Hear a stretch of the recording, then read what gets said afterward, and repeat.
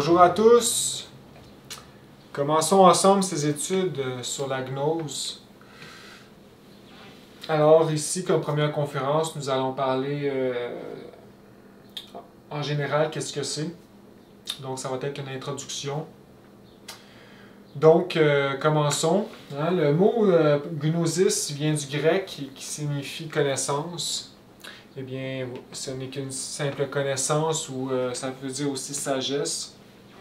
Mais ici, c'est vraiment plus, on pourrait la voir comme la connaissance. Quand on commence à étudier la gnose, on s'acquiert de connaissances qui vient vraiment effriter l'ignorance. Et nous nous en rendons pas compte, mais toutes nos vieilles connaissances, qu'est-ce que l'humanité, la société actuelle veut nous faire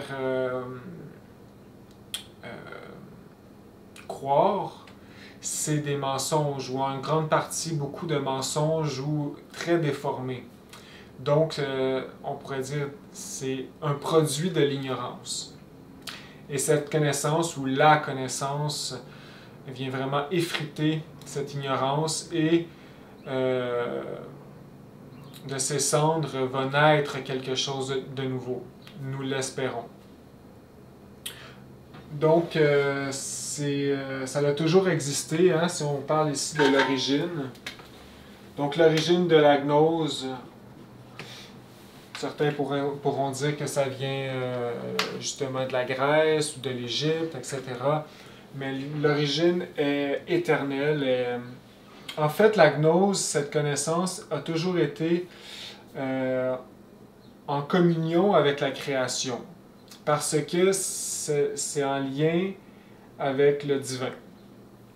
Et le divin, le sacré, le grand organisateur, la grande intelligence, est la cause de la création comme on la connaît. Et donc voilà, c'est dans les premiers jours à l'aurore de la création, c'était des grands maîtres qui peuplaient par exemple la terre. Et ils avaient la gnose, ils vivaient la gnose et ils étaient dans la connaissance et dans la vérité, dans la lumière. Mais la gnose, comme aujourd'hui on la connaît, est plus sous forme a pris la forme d'une école. Et donc,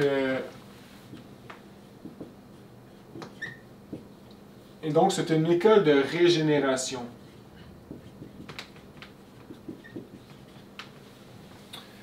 Donc, régénération justement de nous passer d'être humain, terrien, humanoïde, ignorant, à humanoïde qui connaît la vérité. Ça, c'est la première étape. Mais aussi, et le plus important, humanoïde qui est inconscient à humanoïde conscient. Ici, par conscience, on vient parler de qu'est-ce que nous sommes réellement. Donc, au niveau de l'âme. Donc, la gnose nous enseigne que nous n'avons pas d'âme et que nous devons la créer. Et par âme, on parle ici de tous les principes animiques, on pourrait dire les facultés ultrasensorielles, les forces, les vertus de la patience, la tolérance, la compréhension. Donc voilà, de nous créer en tant qu'homme véritable. Et donc on peut voir ici que le but de la gnose, c'est le religare, qui veut dire relier, et qui a formé le mot religion.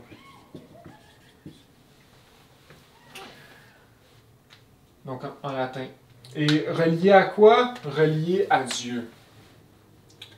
Donc de l'homme que nous sommes au divin, à la grande vérité, à la grande réalité.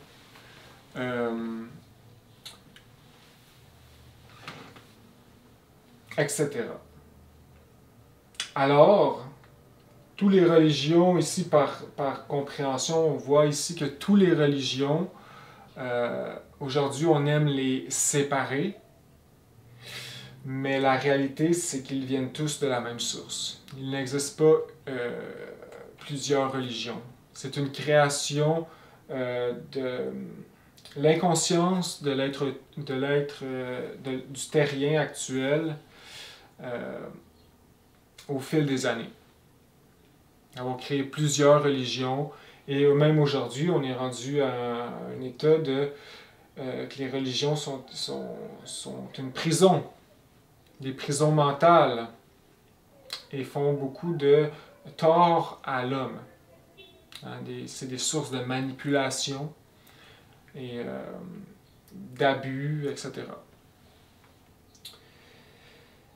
Bien que la gnose ne parlera jamais contre les religions, bien sûr, parce qu'elle sait que toutes les religions, comme on dit, est une perle précieuse du grand collier de l'humanité. Donc il y a un côté, voilà, ça apporte quand même la spiritualité de façon exotérique, donc de façon publique et générale, et certaines âmes en ont besoin. Mais chaque religion a sa racine dans la gnose, a été la gnose à une époque. Et donc c'est un maître qui l'a apporté pour quelque raison que ce soit. Et avec le temps, ça se dégénère. Hein? L'homme dégénère, la doctrine, la change, la mutile, etc. Et donc voilà le but, c'est de nous relier à Dieu et de cette grande réalité. Nous redonner le titre d'homme authentique. Ici, nous sommes chanceux et assez forts jusqu'à surhomme. Donc il n'y a pas de limite, en fait. Hein, comme la fameuse phrase Nocete ipsum, homme, connais-toi toi-même et tu connaîtras l'univers et les dieux, est 100% gnostique. Hein? Et donc, ce n'est pas juste les religions qui ont apporté la gnose sous une certaine forme, mais aussi toutes les grandes cultures du passé avaient le courant gnostique, le courant ésotérique. Parce que la gnose a toujours été secret. Ah, ça, c'est important de le dire. C'est une exception de nos jours que c'est public et révélé au grand jour de façon synthétique et facile à comprendre. C'est unique, ça n'arrive jamais. C'est tout le temps révélé de façon secrète de maître à disciple quand le disciple était prêt à recevoir la connaissance. Parce que c'est des connaissances très sacrées et très importantes. Donc celui qui n'est pas prêt se fait du mal et peut faire du mal aux autres autour. Et donc, par exemple, le courant du christianisme, le Maître Jésus parlait de la gnose comme on le parle aujourd'hui, de façon directe, franc, claire, sans secret, à ses disciples proches. Et, donc, ésotériquement caché. Et au grand public, il parlait en parabole, parce que le public, il n'était pas prêt aux grandes vérités. Même chose avec Bouddha, même chose avec Krishna, et même toutes les cultures qu'on va parler maintenant.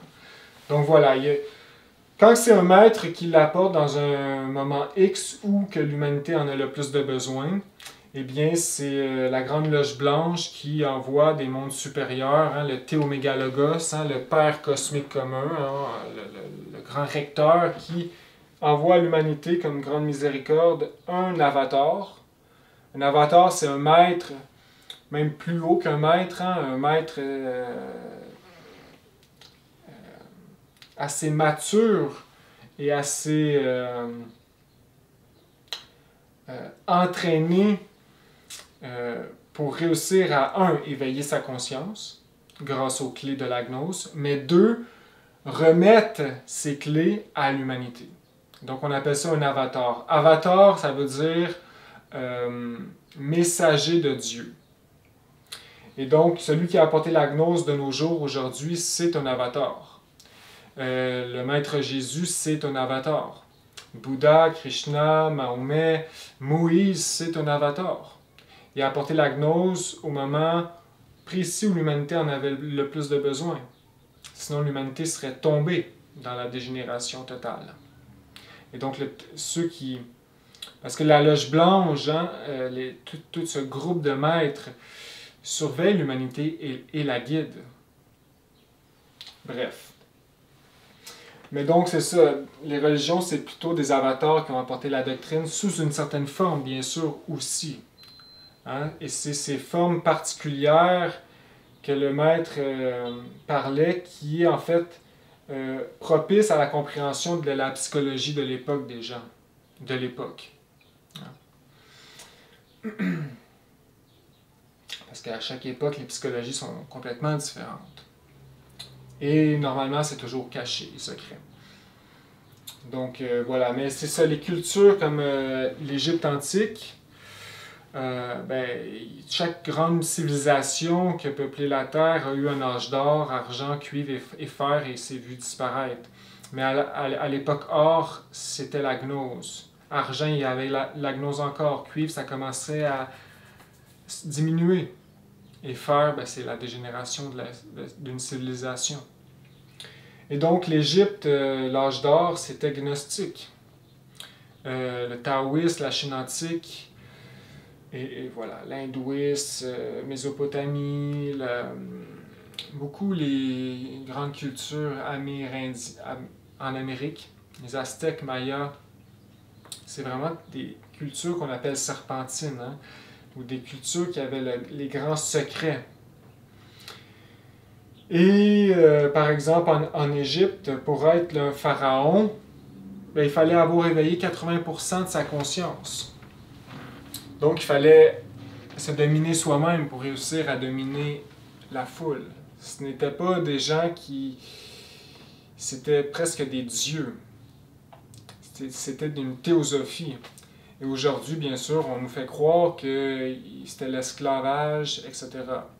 Bien sûr, à la fin, à l'âge de fer, il y en avait sûrement. Comme aujourd'hui, il y en a en grande majorité. Mais au début, non.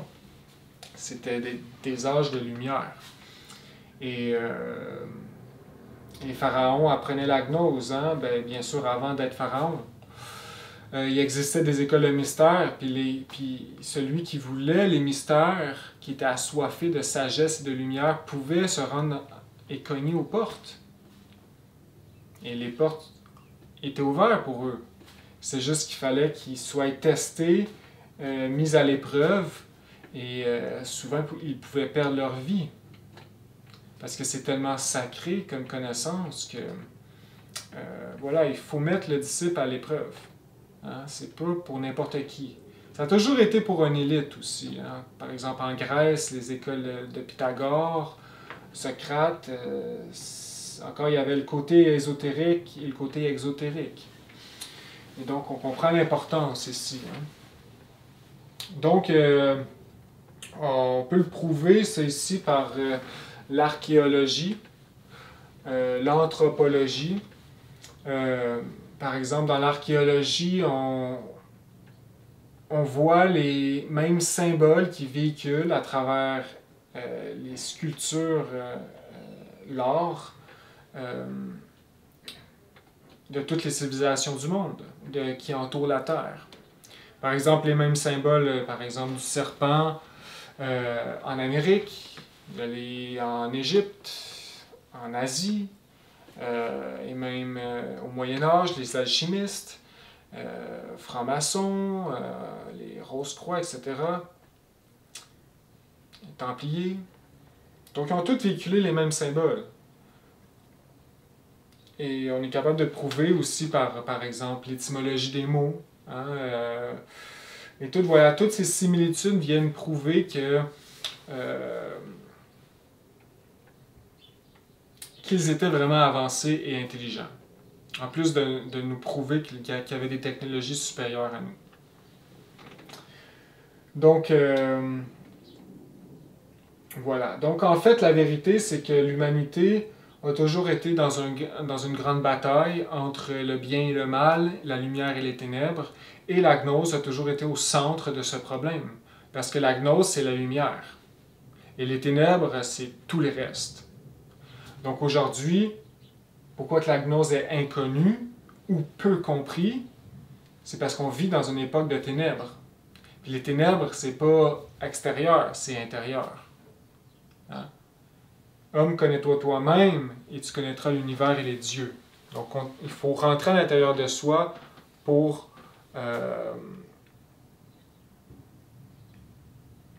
naître, hein, pour naître de nouveau, pour travailler. Hein? Donc ici, il y a une phrase, hein, justement, de l'auteur de la gnose contemporaine, Samael Aung Weor, et il dit « Les principes de base de la grande sagesse universelle ou gnose sont toujours identiques. Bouddha, Hermès Trismégiste, Quetzalcoatl, Jésus de Nazareth, le Grand Kabir, etc. ont transmis un message provenant du Très-Haut. Chacun de ces messages récèle en lui-même des principes identiques de caractère complètement impersonnel et universel. »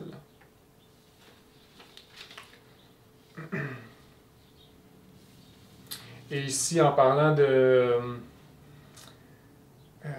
voilà, que c'est on pourrait dire pour les gens qui sont... La vraie gnose, celle à qui ça va vraiment changer les personnes, c'est les gens sérieux, hein, bien sûr. Et donc...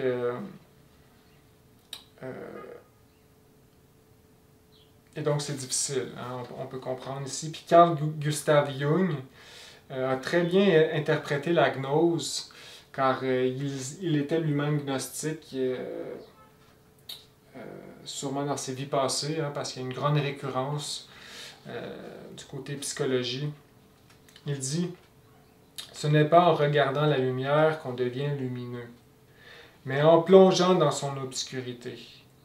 Mais ce travail est souvent désagréable, donc impopulaire. » Et en parlant d'impopulaire, dans les textes sacrés christiques, hein, de l'Évangile, on parle seulement que de 2 chemins.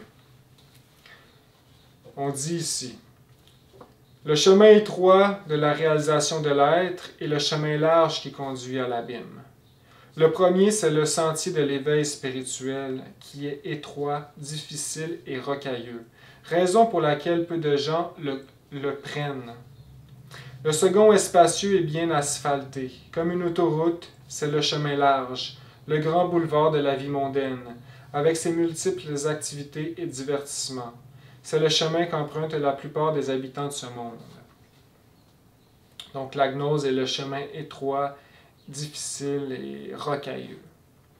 Le chemin aux lames de rasoir, qu'on dit. Et donc voilà. Donc aujourd'hui, nous sommes rendus à une époque spéciale et nous sommes tous invités à parcourir ce chemin difficile et rocailleux vers la libération finale. Bien sûr, la récompense est inimaginable, mais il faut le faire vraiment de bon cœur, puis avec une grande humilité et une compréhension, parce que on peut le faire chacun à notre niveau, hein, à condition qu'on continue à faire des efforts. Parce que la gnose, vraiment, vu qu'elle est donnée comme ça à tout le monde, beaucoup de gens la prennent puis l'utilisent par orgueil. Et donc ça, c'est dommageable, 1, pour la doctrine, et 2, pour lui-même et le monde qui l'entoure. Parce que ça dilue la connaissance. La doctrine, comment elle a été apportée,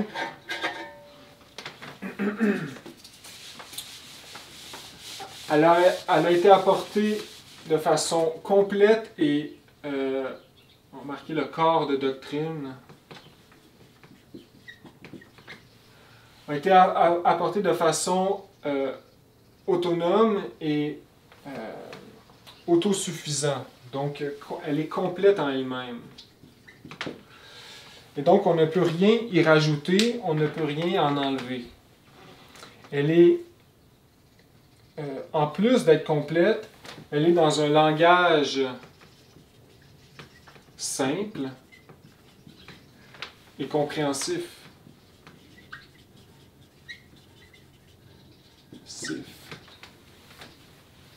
Donc, elle est dans un langage fait pour l'époque d'aujourd'hui, pour les psychologies d'aujourd'hui. Donc, si on passe notre vie à étudier que la gnose et l'auteur de la gnose, donc ici c'est Samael Aun-Weor, hein?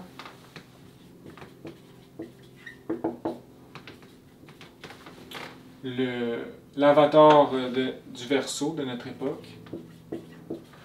Donc, si on étudie seulement ses œuvres à lui, eh bien, on ne sera pas... on va réussir à avancer vraiment. Si on se trompe soi-même et qu'on commence à douter, à penser que lui, il a pris une...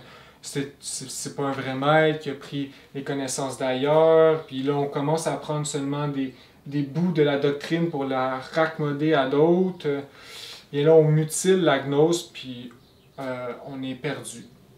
On ne réussira pas à se transformer réellement. Parce que le but, c'est de se transformer, hein, comme on a dit. Donc, elle est autonome.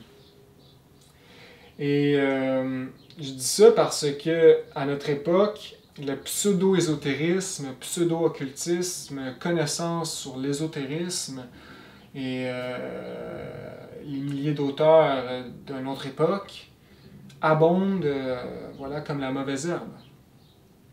Et beaucoup de gens viennent à la gnose seulement prendre quelques concepts qu'ils aiment. Après ça, ils vont de leur côté l'enseigner à d'autres gens puis les autres gens pensent que c'est un sage puis qu'il connaît bien son affaire, mais en fait, c'est un imposteur, un voleur. Comme le maître Samael il dit, c'est une doctrine impersonnelle qui appartient à la personne, mais que tout le monde peut utiliser pour son bien. Et donc, commencer à la mutiler, c'est la détruire. C'est un peu qu'est-ce qui est arrivé avec toutes les religions. Pourquoi c'est des religions mortes aujourd'hui? C'est parce qu'elles ont été mutilées dans le passé par des gens sans scrupules. Et voilà, je viens ici vraiment plus donner une mise en garde à tous ceux qui sont curieux par l'ésotérisme et qui ne pensent pas que c'est la doctrine originelle. Ils font juste prendre ce qu'ils veulent, puis voilà. Maintenant, c'est sûr qu'il faut commencer à quelque part. Et si on n'a pas assez de volonté pour étudier les livres de l'auteur et seulement écouter ce que je dis en ce moment, oubliez ça. C'est pour les gens sérieux. Il faut, pour connaître Samael, l'avatar et le père de la gnose contemporaine d'aujourd'hui, il faut lire ses livres.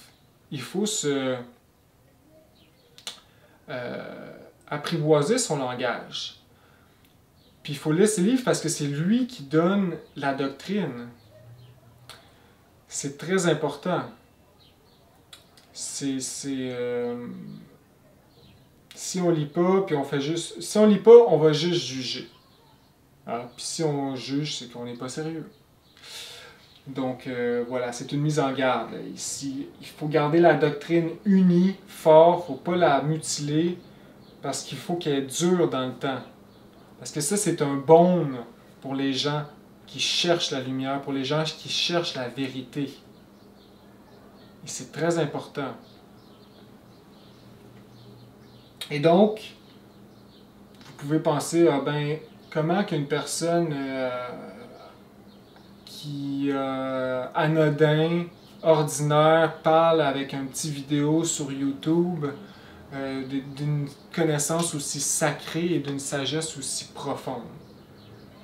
Eh bien, écoutez, à l'heure actuelle, l'humanité ne mérite même pas la gnose. L'humanité, elle est déchue et elle ne mérite même pas la gnose. Et donc, c'est soit je fais une petite vidéo comme ça, simple, pour essayer de vous guider, ou soit il n'y a rien, vous avez juste les livres.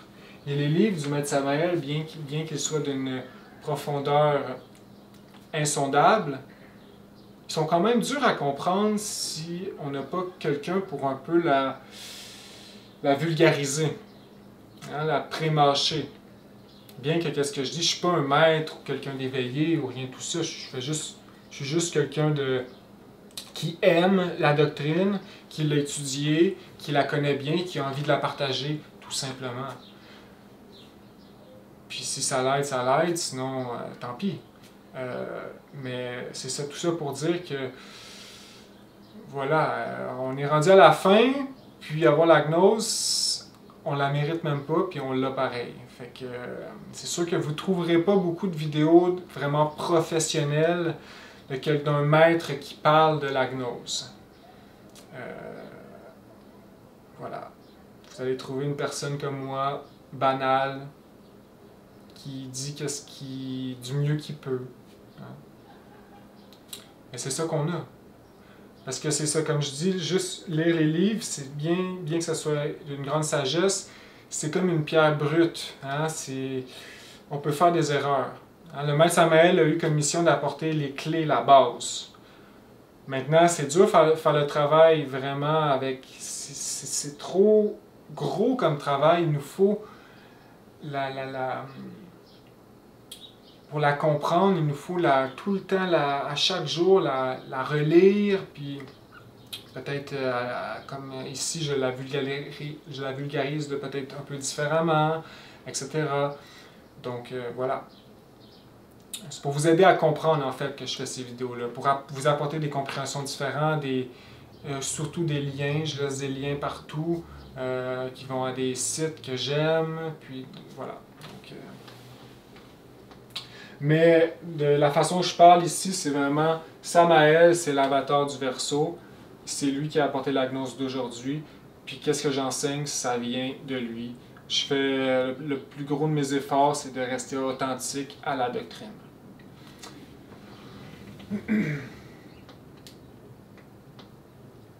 Donc,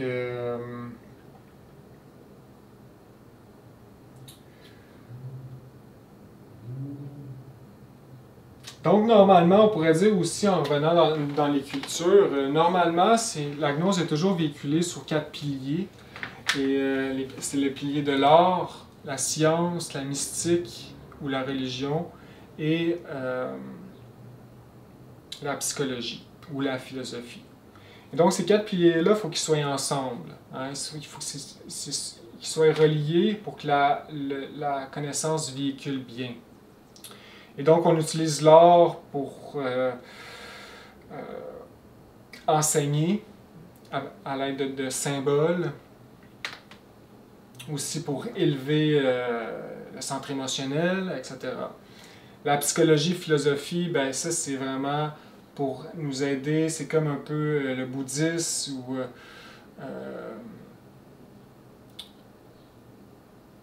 voilà, pour nous aider à rentrer à l'intérieur de nous-mêmes, à faire la lumière en nous, à nous connaître nous-mêmes.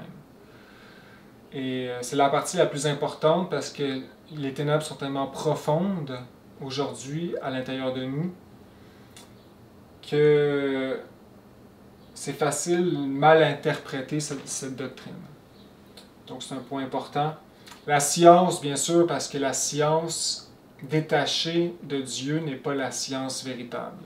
Aujourd'hui, c'est une science antéchrist. C'est une science qui détruit. Et une science matérialiste, de convoitise, etc. Donc la vraie science en lien avec la gnose, ben, c'est la science de l'homme, l'anthropologie. Donc en lien avec l'énergie à l'intérieur de nous, le potentiel que l'énergie peut développer à l'intérieur de nous. Le feu, les chakras, la science en lien avec les dimensions de la nature, les élémentaux des plantes, etc. C'est toute la science réelle. Hein, par exemple, faire une sortie astrale, c'est réel si on l'expérimente pour de vrai. Donc c'est scientifique. Un vrai scientifique ne va pas dire que l'astral n'existe pas. Il va dire, ah oui, ok, il va faire les pratiques jusqu'à temps que ça marche. Puis là, une fois que ça a marché, oui, c'est vrai, ok, c'est ça, il va continuer à investiguer. Donc, et la mystique et la religion, eh bien, c'est tout le côté, on pourrait dire, théurgique, émotionnel, sacré du divin. Pour que ça soit tous réunis pour que la gnose véhicule bien. Dans les grandes cultures, c'était réuni. Par exemple, en Babylonie, ben, il y avait des pièces de théâtre pour enseigner aux foules. Eh bien, dans ces pièces-là étaient véhiculés des messages en lien avec la gnose, avec la grande connaissance. Donc, par l'art, etc., on véhiculait des messages en lien avec la science, la mystique, etc. Par exemple, les œuvres, par exemple, le calendrier solaire aztèque, c'est un bel exemple des 4 piliers réunis. Parce que par l'art, on enseigne une sagesse, une science, il y a le côté mystique qui nous relie à Dieu, et etc. Donc aujourd'hui, c'est une preuve encore que de notre dégénérescence, que ces 4 piliers-là, on les voit séparés. Hein, la psychologie, ben, c'est les psychologues, puis ça n'a rien à voir avec l'art et la mystique, rien de ça. C'est juste le cerveau, puis les réactions du cerveau. Exemple, la science, même chose. L'art aussi. Hein, l'art est séparé de tout. Et là, on tombe dans de l'art contemporain, qui est des barbeaux, qui n'a aucun lien, des taches de couleur. Et puis, voilà, ça représente bien notre psychisme, hein, notre intérieur. Même chose avec les autres piliers. Et donc, la gnose d'aujourd'hui, c'est une gnose synthétique.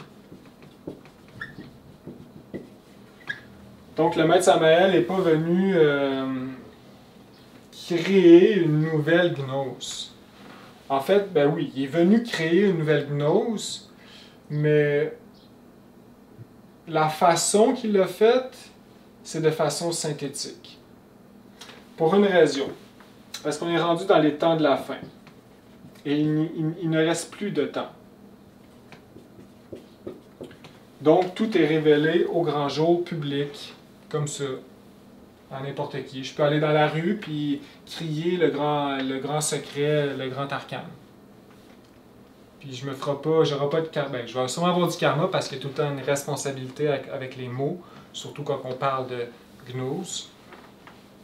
Mais voilà, si je le fais comme là ici dans une vidéo, j'essaie de le faire sérieusement, professionnellement, j'ai le droit. Tandis qu'à d'autres époques, c'était interdit. C'était même puni par la loi divine. Par exemple, au Moyen-Âge, les alchimistes, celui qui se faisait révéler le grand arcane et qui le dévoilait, était assassiné. Voilà. En Égypte, celui qui se faisait révéler le grand arcane et qui le dévoilait était assassiné aussi. Hein? Et on disait qu'on laissait ses cendres repartir aux 80, etc. Donc, voilà, c'est les temps de la fin. Donc, aujourd'hui, c'est une gnose lancée comme un peu, on lance des perles dans une porcherie. Les gens ne remarquent pas c'est quoi la grandeur derrière cette doctrine parce qu'on a trop la conscience endormie. C'est pour ça qu'elle n'est pas populaire. C'est pour ça qu'elle est mal comprise. Ou incompris. On dit aussi, vu qu'on est dans les temps de la fin, que tout va bientôt être détruit. On dit aussi que c'est pour sauver le chapeau du noyé. Donc on comprend ici. Hein. Donc le maître Samael n'avait pas le temps de parler en parabole, en symbole, puis de toute façon, on n'est pas rendu à une époque où que ça se fait. Parce qu'on est rentré dans une nouvelle ère, une ère qui dure environ 2500 ans, et c'est en lien avec les planètes, et donc les psychologies ont changé en lien avec les planètes de la nouvelle ère. Et c'est une ère, c'est l'ère du Verseau. C'est pour ça qu'on dit que c'est l'avatar du Verseau. Et le Verseau, c'est un signe où c'est un signe révolutionnaire, parce que c'est gouverné par Uranus aussi. Et donc, c'est là qu'il y a des grandes... tout est dévoilé, tous les secrets sont dévoilés. Ça dit le verseur d'eau, tout est versé. Et c'est là qu'il y a une fin, une grande catastrophe. C'est révolutionnaire, c'est rebelle. Et c'est pour ça que tout est dévoilé, tout est... commence à être dévoilé, bien sûr, dont la gnose. Donc, c'est une gnose du Verseau. Donc, c'est synthétique et ça se base sur toutes les cultures du monde.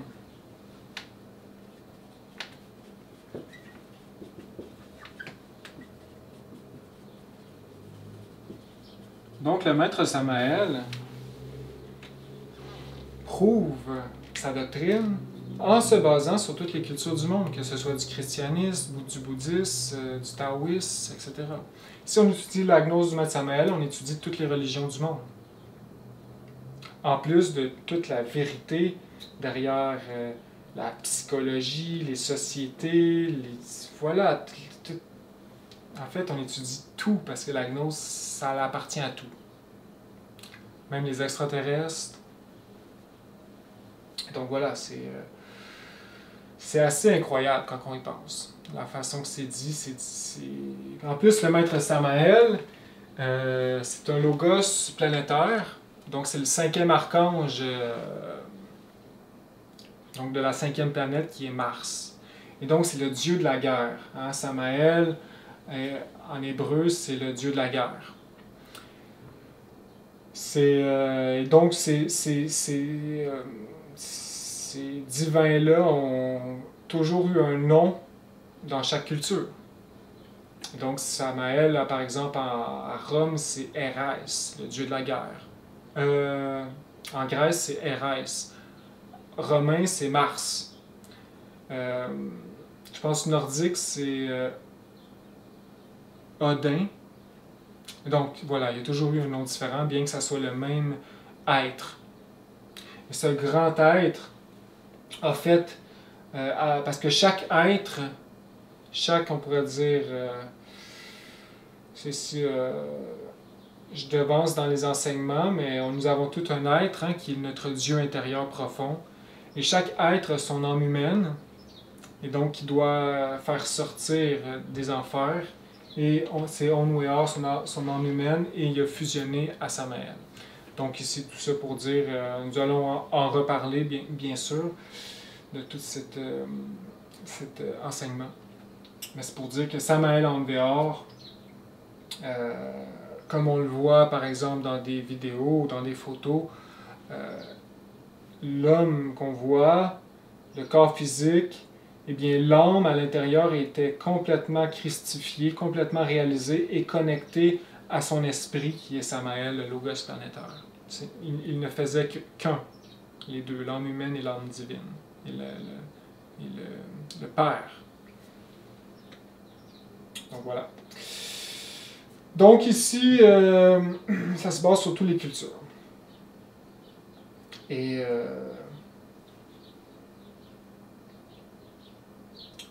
aujourd'hui, à notre époque, je pourrais dire ici que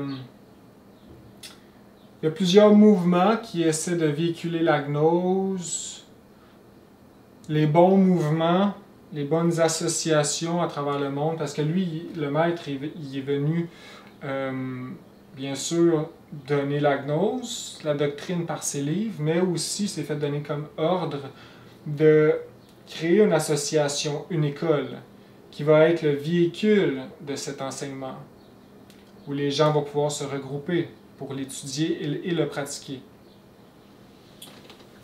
Aussi, j'ai oublié de dire ici que la gnose est 100% pratique. Elle n'est pas théorique.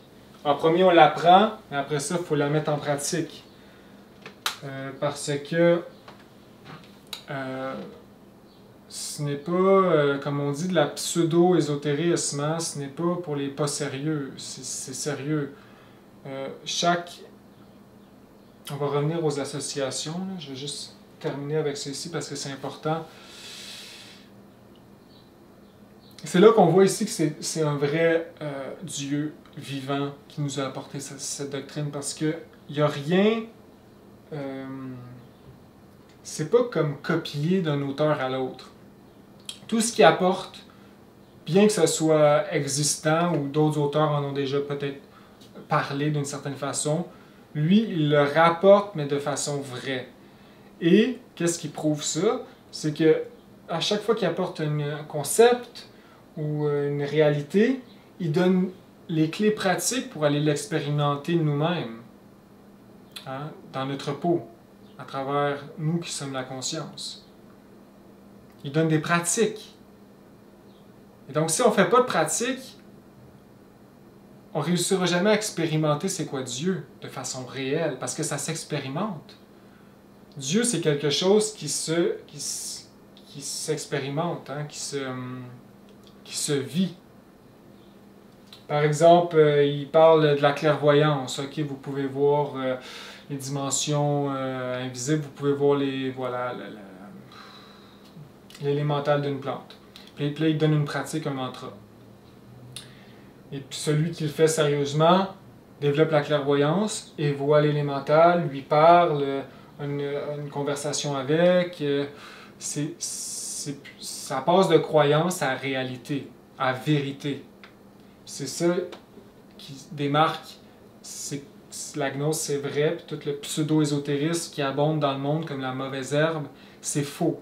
Parce qu'aujourd'hui, tous les ésotérismes bon marché, ça ne fait que parler, parler, parler, parler, sans jamais aller au but. C'est une espèce de verbage mystique bon marché, intellectuel. Le maître Samael, c'est pas ça. Le maître Samael, il dit les faits, il donne une pratique, à le vérifier. Maintenant, si on n'est pas capable de le faire parce qu'on est trop faible, on est trop paresseux, on est trop ci, trop ça, ben, on n'est pas capable. C'est tout. Il faut continuer, persévérer, peut-être faire un pas de recul, voir qu'est-ce qu'on fait mal, etc. Et donc voilà ce qui démarque le vrai du faux. Comme exemple, les religions aujourd'hui, aucune religion n'accepte la gnose, bien sûr. Parce que les religions sont remplies de fausseté, de dogmes. Par exemple, le christianisme, ils disent, les catholiques, exemple, ils parlent de l'enfer. Puis si tu vas les voir, tu leur demandes c'est quoi l'enfer, ils disent, pose pas de questions, sinon tu vas aller en enfer. Donc vous voyez, ils parlent de choses qu'ils ne connaissent pas. Ils parlent d'anges. C'est quoi un ange? Ah, c'est Dieu, l'amour. Ça n'existe pas, en fait. C'est presque ça qu'ils disent. C'est quoi qui se passe après la mort? Ah, tu vas aller au paradis. Fais juste croire, puis tu vas aller au paradis. Donc ça, c'est le catholicisme, mais ça rejoint aussi toutes les autres religions.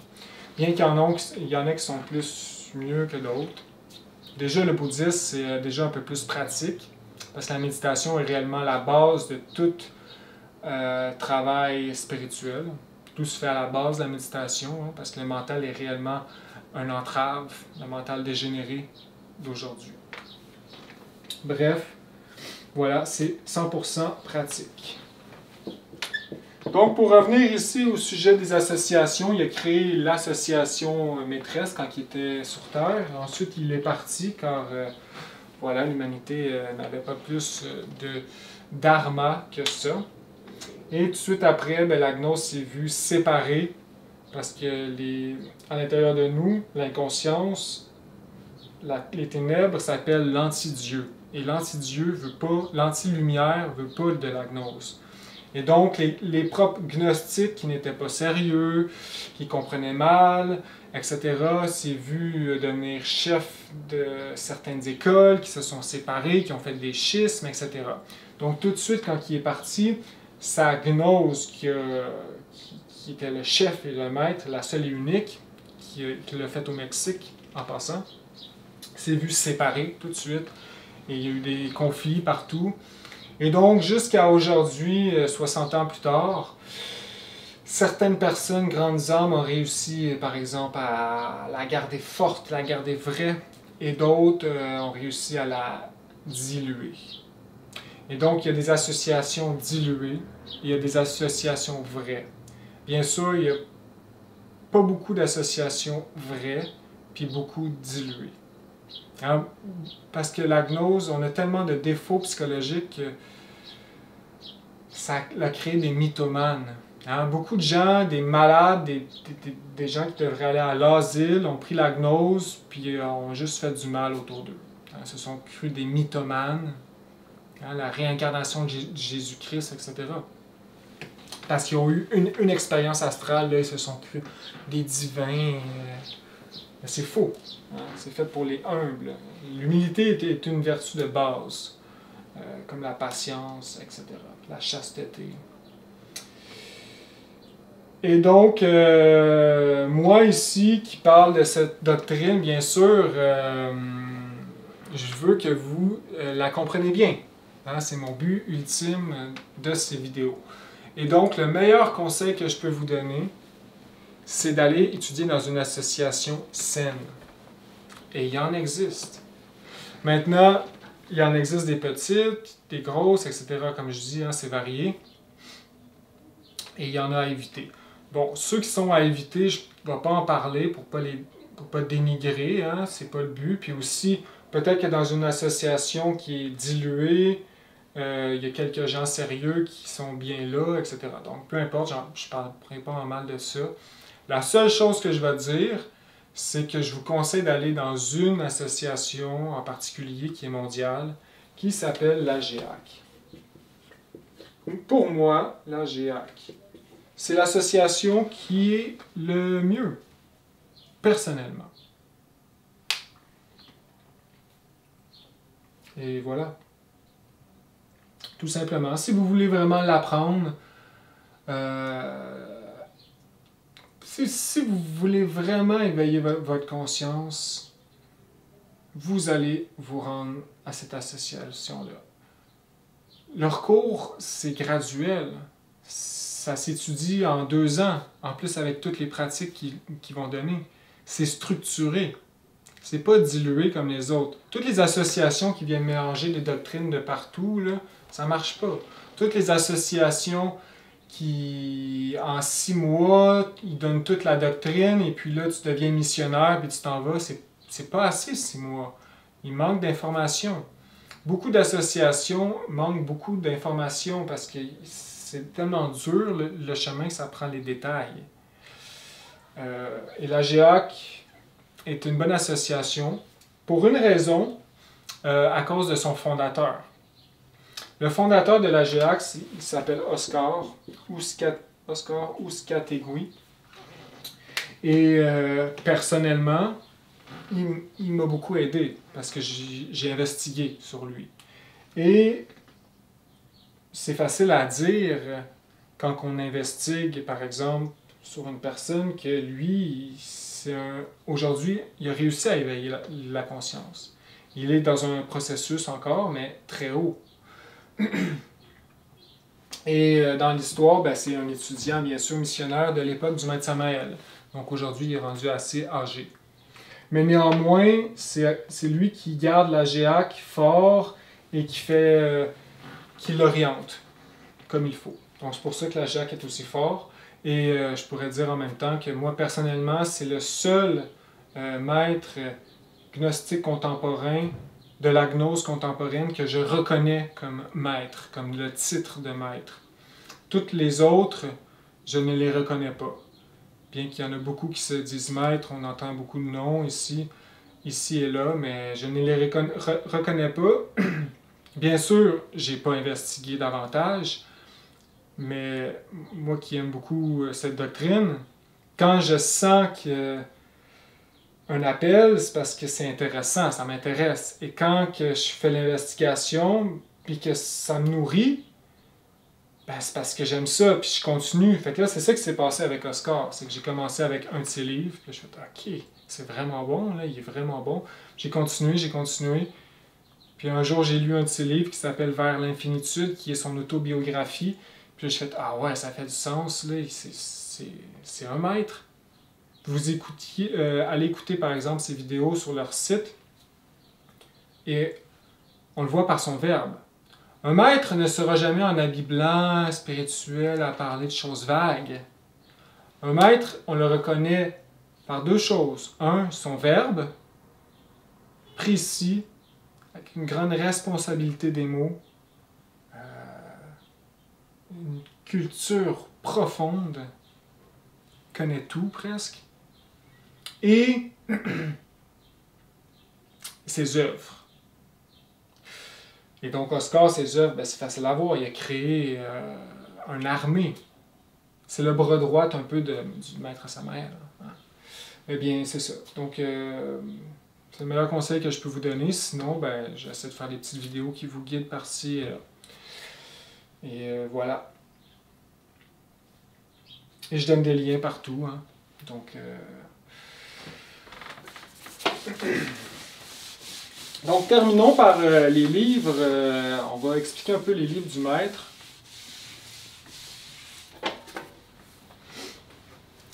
Donc, il y a 7, parce qu'il a écrit environ 70 livres, il a fait des centaines de conférences qui sont émises dans un 5e évangile ici.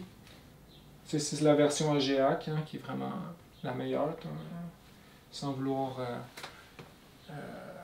faut dire les choses comme elles sont. Surtout pour le public français. Parce que la gnose à la base c'est espagnol, donc si on veut vraiment se rapprocher de la gnose, apprendre l'espagnol serait bon. Puis aussi, s'il n'y a pas la GIAC à côté de chez vous, eh bien déménagez. Moi je vous le dis que ça vaut la peine. Si vous faites ça pour votre être, pour votre intime, pour arriver à lui, pour le Christ intime, même si vous abandonnez beaucoup de choses, faire ce genre de sacrifice-là, c'est bon. Pour l'homme, pour l'humanité. Et donc voilà, pour présenter les livres du Maître Samael, il y en a, on pourrait dire, 7 principales, dont 2. Le mariage parfait, qui est un peu... il explique tout en général de la gnose. Puis aussi le chemin, eh bien, le grand arcane, c'est la sexualité sacrée. Hein, c'est le secret des secrets. Pourquoi les gens se faisaient éliminer s'ils disaient le secret. Et donc, c'est révélé là. Le mariage parfait, ça le dit. Hein, c'est l'union entre l'homme et la femme qui éveille la conscience. C'est l'énergie sexuelle transmutée. Et donc, ça n'a rien de pervers. C'est fait pour les gens sérieux, sincères. Et la sexualité, c'est sacré. Ça a toujours été sacré. Et voilà. Aujourd'hui, on la présente comme de façon bestiale. Mais ça, c'est à cause des ténébreux et de leur influence sur nous. Et nos propres ténèbres aussi. Donc voilà, c'est la sexualité, mais dans un mariage légitime, uni. Hein? Il n'y a pas de question d'adultère ou changer de partenaire, etc. Ou des choses croches ou malsains. C'est la simplicité, la gnose. Il faut rester simple. Il faut rester des gens bons, tout simplement. Si on est des gens compliqués, on ne comprendra jamais cette doctrine-là. Hein? Comme il dit justement dans ce livre-là, si vous n'êtes pas capable de sortir en astral, c'est parce que vous êtes trop compliqué. Vous avez le mental trop intellectuel. Vous êtes trop intellectuel. Et puis il dit que les gens simples, les fermiers ou les boulangers dans un petit village, eh bien, sortent beaucoup plus facilement en astral que par exemple un avocat ou un docteur. Parce que c'est des gens simples. Donc voilà, il parle de voilà, les cultures passées, etc. Et un des livres, tant qu'à moi, le plus important, La psychologie révolutionnaire, qui parle beaucoup contre l'ennemi intérieur, qu'on appelle ici l'ego. J'aime pas ce mot ego parce que c'est un mot qui est surutilisé à notre époque et que tout le monde connaît, mais d'une façon erronée. Donc ici, quand on parle ego, on parle de notre ego, du je, du moi, la légion intérieure. Au Tibet, ils ont un nom très bon, je trouve, pour désigner ces petits démons intérieurs. Ils les appellent les agrégats psychiques. Qu'est-ce qui est très précis parce que c'est vraiment comme un agrégé. Par exemple, si nous, là, la petite conscience de lumière, eh bien l'ego, il vient nous voler une petite portion, vient s'agréger à la conscience. L'ego vient faire comme... Il vient nous morceler notre lumière. Il vit à l'intérieur de nous. Et il nous possède d'instant en instant dans notre mental. C'est réellement des petits démons qui vivent à l'intérieur de nous. Et qui ont, à l'intérieur, ils nous ont volé une petite parcelle de lumière. Et donc, il y a l'ego de la paresse, l'ego de la gourmandise, l'ego de la luxure, l'ego de la... voilà. Et donc, c'est des agrégats psychiques. C'est très intéressant. C'est vraiment une maladie psychique. Et donc, c'est ça qui est le plus dur à comprendre parce que c'est le plus dur à... C'est que éliminer l'ego, libérer la lumière, c'est le travail le plus dur d'un être humain pour arriver à Dieu. Parce que l'ego, c'est fort, il faut mourir, c'est souffrant, etc. Beaucoup de sacrifices, renonciation. Et ce livre-là nous nourrit de connaissances transcendantales. C'est la psychologie, la vraie psychologie. Donc, en Égypte, on les appelle aussi les démons rouges de Seth. Donc, les chrétiens, la Légion, etc. Les 7 péchés capitaux, etc. Le plus important, psychologie révolutionnaire. Ensuite, les autres, eh bien, le mystère de la floraison d'or, à propos de la sexualité surtout, des pratiques ésotériques. Les 3 montagnes, qui est le plan de l'initiation de l'humanoïde animal intellectuel à Dieu. Toutes les initiations, toutes les étapes. Puis en même temps, c'est un peu une petite biographie du maître Samael, de sa vie, parce qu'il l'explique à propos de sa propre expérience. La doctrine secrète de l'Anahuac, qui est un bon livre, qui parle de beaucoup de choses ésotériques, christiques, qui parle beaucoup de l'astral, comment l'explorer. Il y a aussi le livre jaune, un autre livre qui parle d'astral. Du yoga du rêve, hein, parce que la première porte que nous devons ouvrir en tant qu'inconscients, c'est l'astral. Et avant de faire une expérience astrale complètement conscient, il nous faut commencer tranquillement à avoir des rêves plus lucides, déjà se rappeler nos rêves, comprendre ce que l'être veut, nous faire comprendre à travers les symboles oniriques, etc.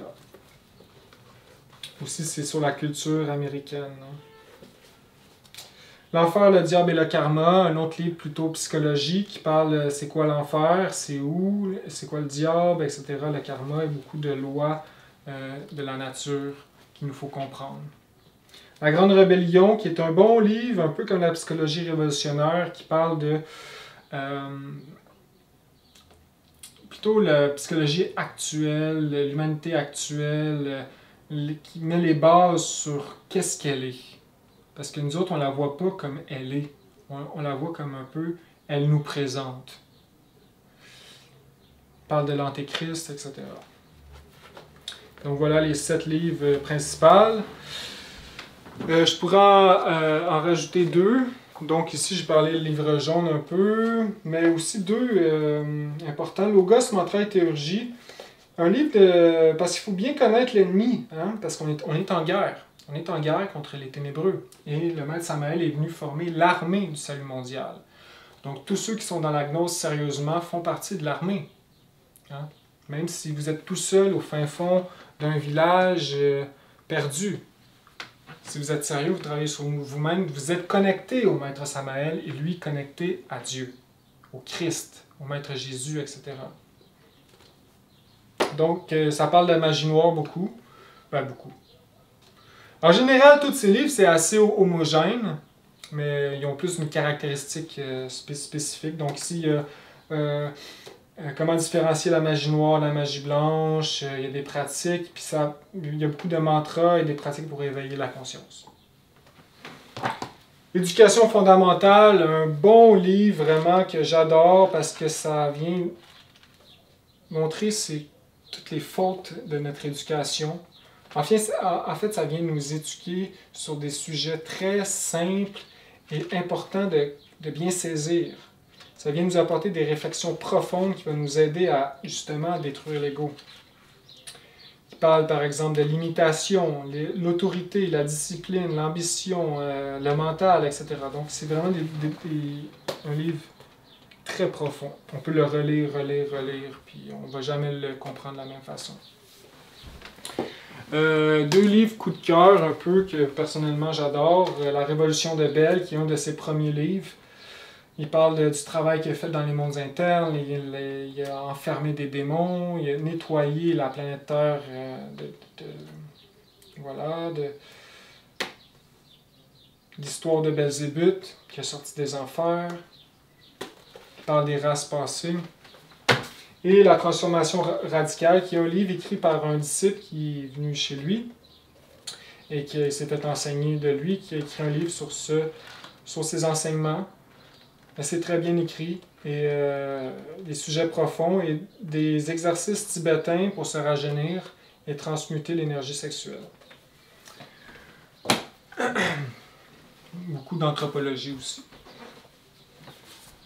Et donc voilà pour ces œuvres. Donc c'est important de lire, hein? On peut pas, c'est vraiment la base. Fait qu'en même temps d'écouter les vidéos que j'essaie de faire ici, vous devrez lire, hein? C'est important. Donc voilà pour cette petite conférence d'introduction. Puis je vous souhaite une belle découverte, hein? Beaucoup de force en ces temps difficiles. Que le Christ vous guide. À la prochaine.